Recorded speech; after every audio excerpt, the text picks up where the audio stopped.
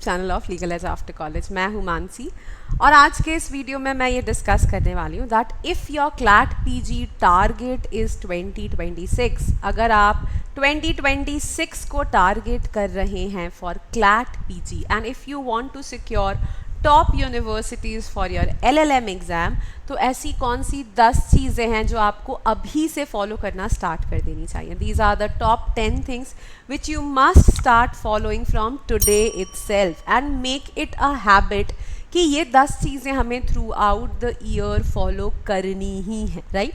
जल्दी जाओ और ये वीडियो उन सबके साथ शेयर करो जो इस साल क्लैट पीजी देने का प्लान कर रहे हैं और या जो अगले साल क्लैट पीजी देने का प्लान कर रहे हैं। अगर आप अगले साल देने का प्लान करो तो और भी अच्छी बात है, अगर आप इसे अभी से फॉलो करना स्टार्ट कर दोगे तो आपके लिए और ज़्यादा हेल्पफुल रहेगा, राइट। जल्दी जाओ अपने सारे फ्रेंड्स के साथ शेयर करो जो भी LLM देने वाले, जो भी LLM करना चाहते हैं, जो भी क्लैट पीजी देने वाले हैं। लाइक करो इस वीडियो को और सब्सक्राइब करो इस चैनल को। ओके, तो इन द टॉप 10 लिस्ट सबसे पहली चीज़ जो आपके लिए इम्पॉर्टेंट है, अगर आपको अभी तक आपके एग्ज़ाम का पैटर्न नहीं पता है, please know the pattern of your exam very very thoroughly, right. क्या होता है आपका 120 मार्क्स का 120 क्वेश्चंस का MCQ बेस्ड पेपर होता है। करेक्ट आंसर के लिए 1 मार्क मिलता है, तो टोटल मार्क्स आपके पेपर के 120 मार्क्स हैं, टोटल मार्क्स, राइट। और रॉन्ग आंसर के लिए यहाँ पर आपके -0.25 मार्क डिडक्ट किया जाता है, ठीक। इसके अलावा पेपर का ड्यूरेशन कितना है, तो पेपर का ड्यूरेशन होता है 2 आवर्स, 2 घंटे का पेपर होता है। 120 मिनट्स का आपको टाइम मिलता है। 120 मिनट्स में आपको 120 MCQ सॉल्व करने होते हैं। जो टोटल पेपर 120 मार्क्स का होता है, मतलब हर क्वेश्चन के करेक्ट आंसर पे आपको +1 मार्क मिलता है और हर क्वेश्चन के रॉन्ग आंसर पे आपको -0.25 मिलता है, ठीक है। ये जो 120 क्वेश्चंस हैं ये कहाँ से आते हैं, तो ये सुप्रीम कोर्ट और हाई कोर्ट के जो बहुत इम्पॉर्टेंट जजमेंट्स हैं उनके बेसिस पर ये आपके क्वेश्चंस आते हैं। ये पैसेज बेस्ड क्वेश्चंस होते हैं, तो जजमेंट से एक पैसेज दिया जाता है और उस पैसेज के बाद 5 to 10 क्वेश्चंस पूछे जाते हैं, ठीक है।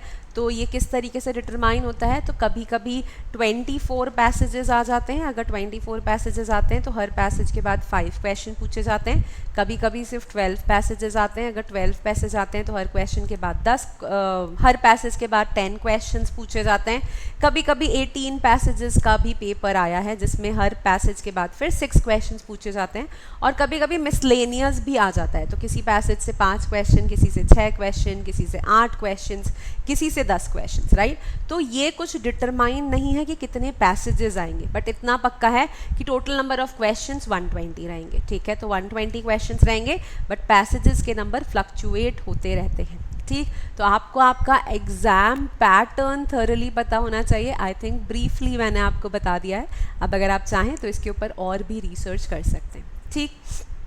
सेकेंड मोस्ट इम्पॉर्टेंट चीज़ जो आपके एग्ज़ाम के लिए ज़रूरी है, focus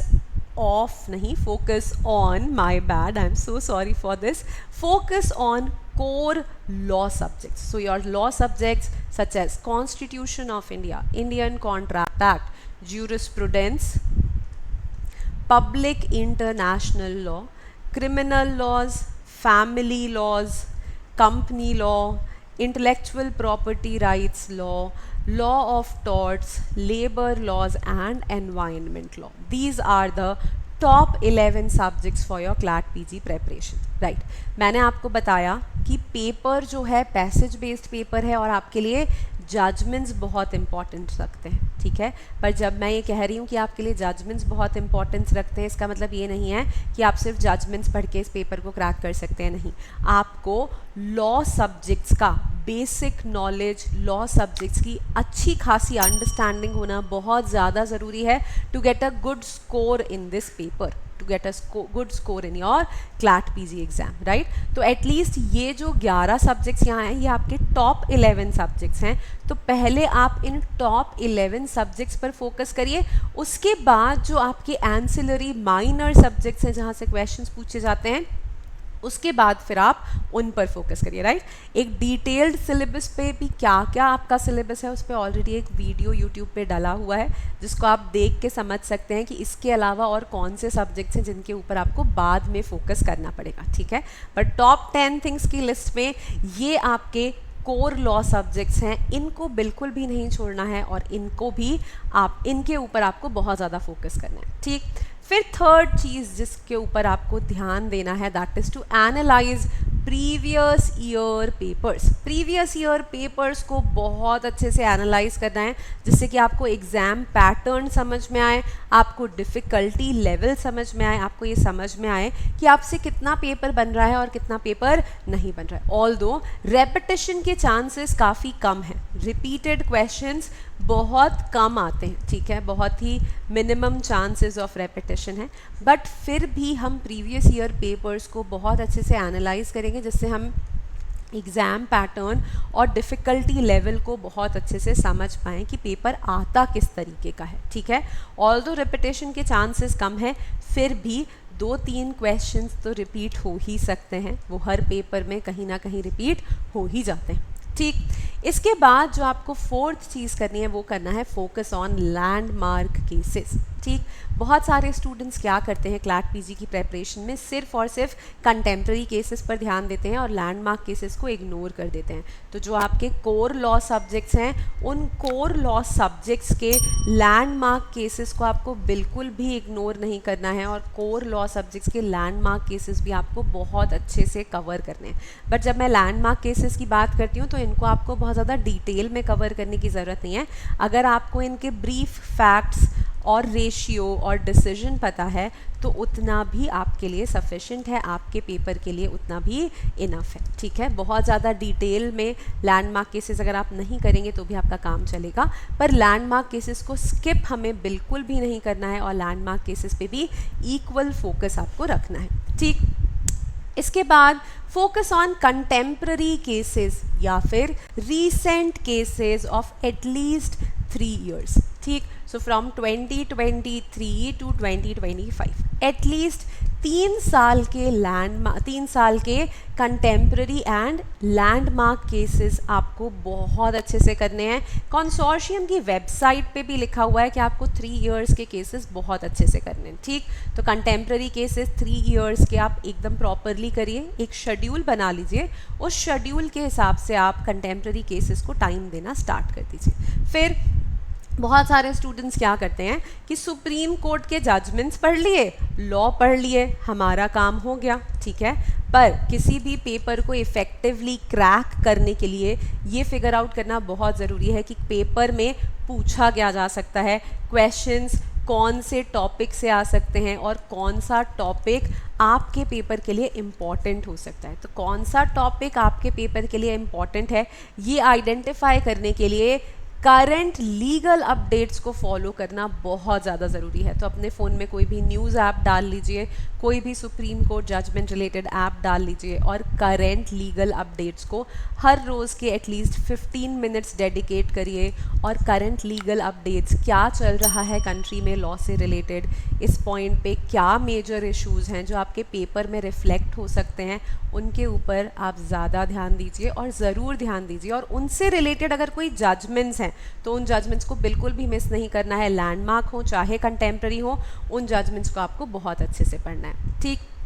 7th important thing for you is practice passage based questions and MCQs।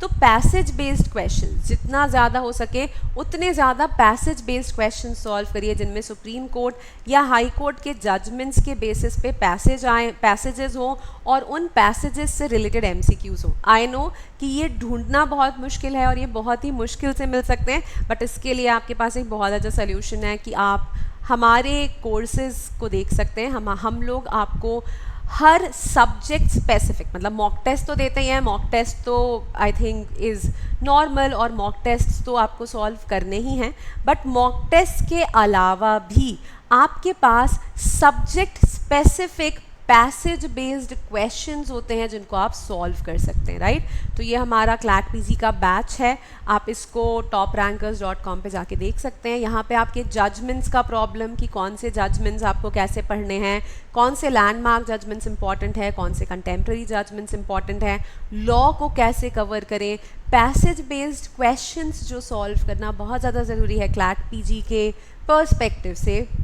वो क्वेश्चंस आपको कहाँ से मिलेंगे, उन्हें आप कैसे सॉल्व कर सकते हैं, mock test, mentorships with the faculties, ये सब कुछ आपको इस बैच के थ्रू मिल जाएगा, right. And a lot of study material of course, right. तो आप जाके इस बैच को एक्सप्लोर कर सकते हैं, आप वेबसाइट को एक्सप्लोर कर सकते हैं, and I think this is something which will really help you in your progress towards CLAT PG, ठीक। तो 7th पॉइंट था हमारा कि प्रैक्टिस करिए पैसेज बेस्ड क्वेश्चंस जो कि बहुत ज़्यादा इंपॉर्टेंट है, और MCQs भी प्रैक्टिस करिए, ठीक। फिर 8th जिसको बिल्कुल भी नहीं छोड़ना है, अभी से start giving at least 1 mock test on every Sunday, attempt 1 mock test every week. हर हफ्ते आपको एटलीस्ट एक मॉक टेस्ट देना है, और हर संडे को या जो भी दिन, whatever day you want, you can choose that day and start giving 1 full length mock test now. अब टाइम आ चुका है, बहुत ज़्यादा टाइम नहीं है, अब अगर आप देखोगे तो 6 to 7 मंथ्स का ही टाइम बचा है आपके पेपर में, ठीक है। और 6 महीने पहले आपको मॉक टेस्ट देना चालू कर देना चाहिए। मॉक्स का एनालिसिस पूरा प्रॉपरली कैसे कर सकते हो, उसके लिए भी एक वीडियो है चैनल पे, उसको जाके देख सकते हो और समझ सकते हो कि मॉक एनालिसिस कैसे करना है, when to give mocks, how to give mocks, how to analyse mocks, सब कुछ डिस्कस्ड है उस वीडियो में, ठीक। 9th most important thing for people targeting CLAT PG 2026 is please make a proper timetable। अब तो सिर्फ 6 से 7 महीने का ही टाइम बचा है, अभी भी प्रॉपर टाइम टेबल नहीं बनाओगे तो कब बनाओगे। Make a proper time table, give minimum 5 to 6 hours daily, कम से कम 5 से 6 घंटे रोज़ दीजिए। 5 से 6 घंटे में टाइम को डिवाइड करिए कि आप कितना टाइम लॉ के सब्जेक्ट्स को देंगे, कितना टाइम आप लैंडमार्क जजमेंट्स को देंगे, कितना टाइम आप रीसेंट जजमेंट्स को देंगे, और कितना टाइम आप रिविजन के लिए रखेंगे। प्लस आपको इस टाइम टेबल में MCQ सॉल्विंग या पैसेज बेस्ड क्वेश्चंस जो आपको सॉल्व करने हैं, तो MCQs या पैसेज बेस्ड क्वेश्चंस जो आप सॉल्व कर रहे हैं उसके लिए भी आपको इसमें अपना टाइम रखना है, ठीक है। तो इन चीज़ों को फिगर आउट करते हुए आप अपना एक टाइम टेबल बनाइए जिसमें मिनिमम 5 to 6 आवर्स, और इसके ऊपर आप जितना चाहें उतना पढ़ सकते हैं। 7 से 8 घंटे, 8 से 9 घंटे, 9 से 10 घंटे आपका डेडिकेशन है। आप क्या रैंक लाना चाहते हैं, आप कितना अच्छा स्कोर करना चाहते हैं, उसके हिसाब से आप अपना डेली टाइम डिसाइड कर सकते हैं। पर अगर आपको एक डिसेंट कॉलेज चाहिए तो एटलीस्ट 5 to 6 आवर्स आपको रोज़ निकालने ही पड़ेंगे। एंड व्हेन आई से रोज़ निकालने पड़ेंगे, ensure consistency, be consistent with your schedule, be consistent with your time table. Please do not procrastinate, do not procrastinate. Please आपने जो आज का टारगेट सेट करा है उसको आप आज ही कंप्लीट करें, ठीक। And the last and the most important thing is, of course, be consistent and stay positive. If you follow all of these things, trust me, you have got this exam. अगर PSU भी target है तो PSU भी crack कर लोगे। बस जितने top 10 चीज़ें जो मैंने आपको आज बताई हैं, अगर आप इनको consistently throughout the year follow करेंगे, be assured you have got this exam, you will get a very good college, and PSU चाहिए तो PSU भी मिल जाएगा। बस पढ़ना चालू करो, कंसिस्टेंटली पढ़ो, और अपने हार्ड वर्क पर स्टेप बैक मत करना, ठीक है। आई होप इस वीडियो से तुम्हें थोड़ा ज्ञान मिला होगा, थोड़ी टिप्स मिली होंगी, और तुम्हें थोड़ी एनर्जी मिली होगी कि हाँ अब मुझे पढ़ना चालू करना है, ठीक है। अगर वो सब हुआ है तो प्लीज़ पढ़ना चालू कर दो और प्लीज़ इन चीज़ों को फॉलो करो। If you do this, be assured you will be able to crack CLAT PG 2026 with a very, very good rank. Okay, so this was it from my side for today. Please like, share and subscribe. These are our social media channels for any kinds of exam related updates. You can follow these channels and subscribe these channels. This is our website. अगर courses में, test series में किसी भी चीज़ में interested हो तो website पे जाओ, और ये हमारा calling number है which is I know is not visible because of me, is 63286363। अगर किसी भी चीज़ में इंटरेस्टेड हो, you can give a call over here also. All right guys, bye bye, take care and have a good day.